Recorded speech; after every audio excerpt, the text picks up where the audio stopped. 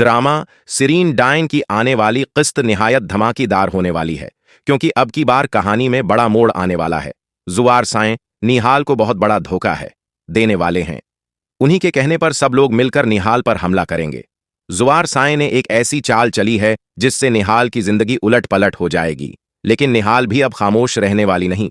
वो एक धारीदार सानब की तरह अपनी दुश्मनों की तस्वीर आंखों में बसाए बदला लेने के लिए वापस लौटेगी। अगर आपने अभी तक ही नहीं किया है, हमारा चैनल सब्सक्राइब नहीं किया तो फौरन कर लें, क्योंकि कहानी एक नया रख लेने जा रही है।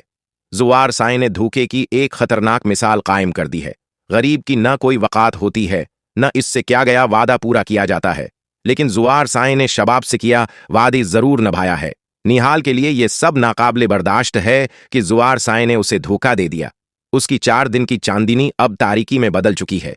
वो फैसला करती है कि वो जुआर साएं के घर जाकर अपना बच्चा वापस लेगी, और उसे पख्ता यकीन है कि वो उसे घर में दाखिल होने देंगे। निहाल रक्शे में बैठकर हवेली की जानिब निकलती है। ये देखकर उसकी मां फौरन साएं को फोन करके कहती है, साएं, निहाल आपके घर की तरफ आ रही है, उसे समझा दीजिएगा कि अब उसका इस घर में कोई मकाम नहीं, वो मेरी बात नहीं मान रही। जुआर साएं जवाब देते हैं, आप फिक्र न करें। फिर वो जावीद को बुलाते हैं और हुक्म देते हैं, निहाल घर के अंदर नहीं आनी चाहिए। अगर वो जश्न में शामिल हुई तो सबको हकीकत मालूम हो जाएगी। शबाब भी नहीं चाहती कि वो वापस आए। निहाल का वापस आना इस घर के लिए खतरा है। जावीद कहता है, साएं, आप फिक्र न करें, मैं निहाल का ऐसा हो जाएगी। शबाब भी नहीं चाहती कि वो वापस आए। निहाल का वापस आना इस घर के लिए खतरा है। बंदोबस्त करूंगा कि वो कभी वापस ना आए। जब निहाल घर पहुंचती है और जश्न देखती है तो उसकी आंखें खुशी से भर जाती हैं। वो जुआर साएं की तरफ दौड़ती है, लेकिन इन वक्त पर जावीद आकर उसे रोक लेता है और घर में घसीट कर ले जाता है, वही घर जहां सब कुछ शुरू हुआ था। जुआर साएं भी वहां पहुंच जाते हैं और गुस्से में पूछते हैं, तुम यहां क्यों आई हो? निहाल कहती है, आपने वादा किया था कि मेरे बच्चे को मुझसे जदा नहीं करेंगे, तो फिर ये सब क्यों? मुझे मेरा हनीयन वापस दे दें, मेरे पास जीने की और कोई वजह नहीं। जुआर साएं जवाब देते हैं, मैं अपना एक हनीन तुम्हारे बाप की वजह से खो चुका हूं, दूसरा नहीं खोना चाहता। अब ये बच्चा सिर्फ मेरा और शबाब का है, तुम्हारा उस पर कोई हक नहीं। बेहतर है तुम वापस चली जाओ। निहाल कहती है, साएं, आप बहुत जुल्म कर रहे हैं। जुआर साएं चले जाते हैं, और जब निहाल उनके पीछे जाने लगती है तो जावीद आकर उसे दोबारा पकड़ लेता है और एक बार फिर घर में कैद कर देता है।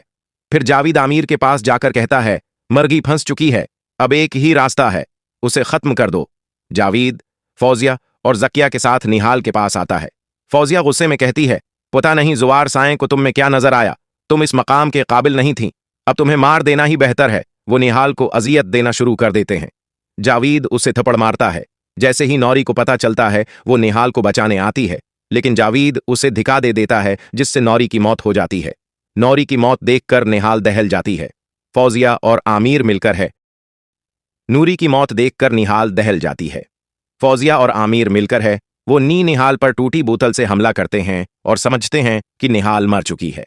वो दोनों लाशों को कब्रिस्तान ले जाकर दफन करते हैं, मगर जैसे ही वो जाते हैं निहाल को थोड़ा होश आ जाता है।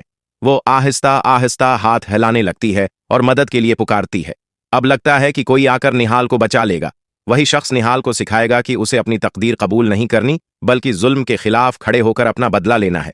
निहाल एक नए रूप में वापस लौटेगी और जुआर साएं समेत सबकी जिंदगियों को बर्बाद करके रख देगी। तो आपका इस कहानी के बारे में क्या ख्याल है? कमेंट करके जरूर बताएं, और ऐसी मजीद वीडियोस देखने के लिए हमारे चैनल को सब्सक्राइब करना ना भूलिएगा।